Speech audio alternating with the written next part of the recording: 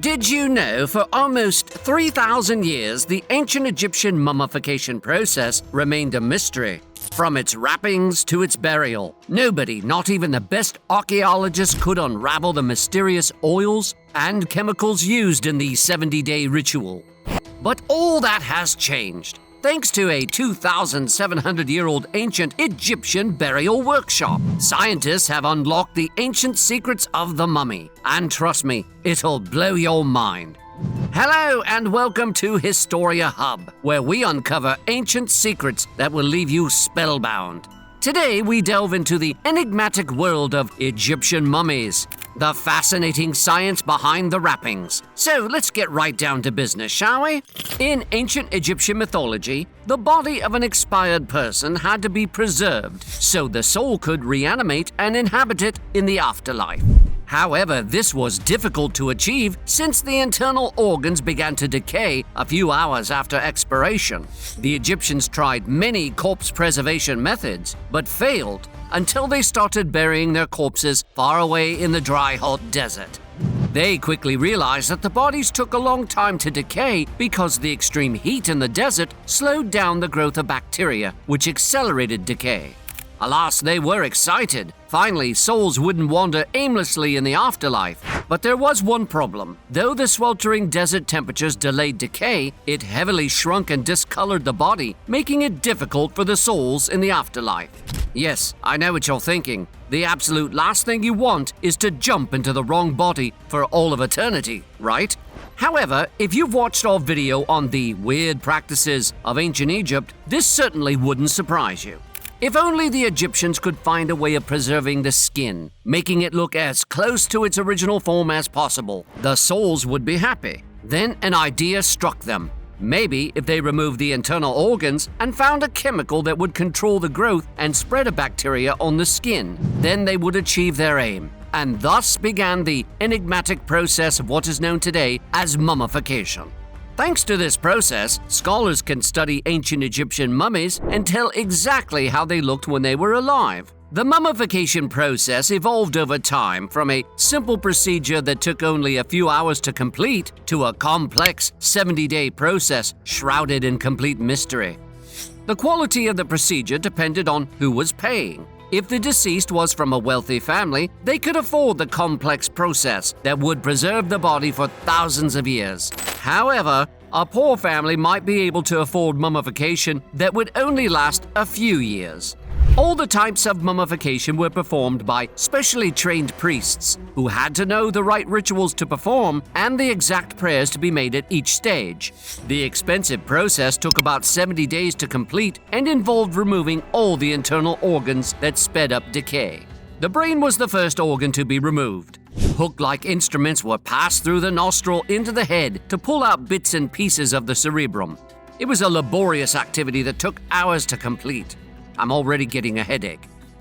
Next up were the chest and abdominal organs. To remove these, the priest created a hole in the left side of the corpse's abdomen and pulled them out with specialized instruments. The only organ left untouched was the heart.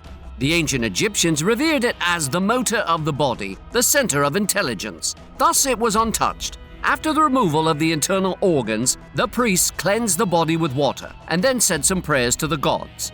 They then placed each organ in special canopic jars to be buried with the mummy. Now it was time to work on preserving the body.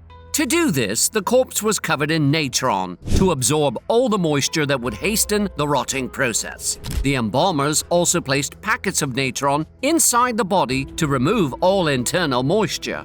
Then the corpse was left for a few days to allow the chemical to do its work, after which the embalmers washed off the natron and removed all the packets placed inside the body. This resulted in a freshly preserved, recognizable body, a body that its soul would gladly inhabit. Once they were sure they'd gotten rid of all traces of natron, the priest began to wrap the body. This was the most tedious part and could take days to complete. The priests used lots of linen as they needed to wrap every single part of the body, including each finger and toe, to prevent them from breaking. Prayers were said during the process, and special amulets were placed in the wrappings to protect the body from mishap during transportation to the burial site. The embalmers carefully painted several stages of the wrappings with resin to prevent moisture from accumulating, which would decay. The final step in the process was wrapping the body in a shroud and then sealing it with linen strips. The body was now a full-fledged member of the Ancient Egyptian Mummies Association.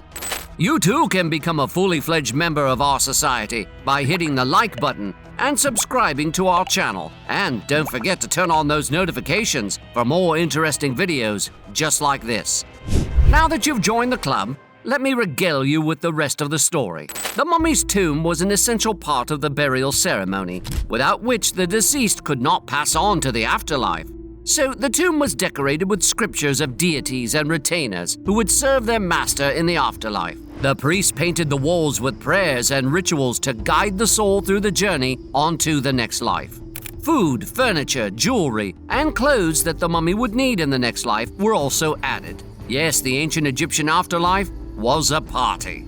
Now to my favorite part, debunking ancient Egyptian mummy myths. The most popular myth is the belief that ancient Egyptians thought mummies rose from the dead to hunt the living.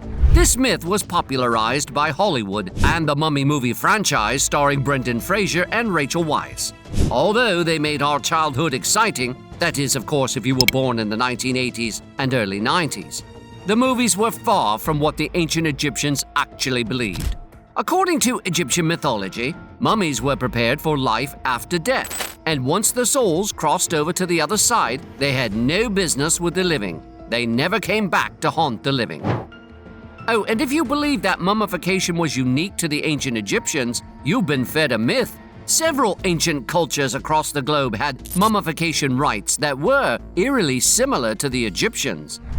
For example, the Guanche people of the Canary Islands also removed the internal organs, stuffed the mummy with some materials, and used chemicals to preserve the body. And I know what you're thinking. They copied it from the Egyptians, right? No, they didn't. It was their own original idea. And so this draws the curtain on today's video. Ancient Egyptian mummies are fascinating, but so are the creepy chronicles of mental health in ancient times. Click on this video and I'll see you there. And until next time, thanks ever so much for watching.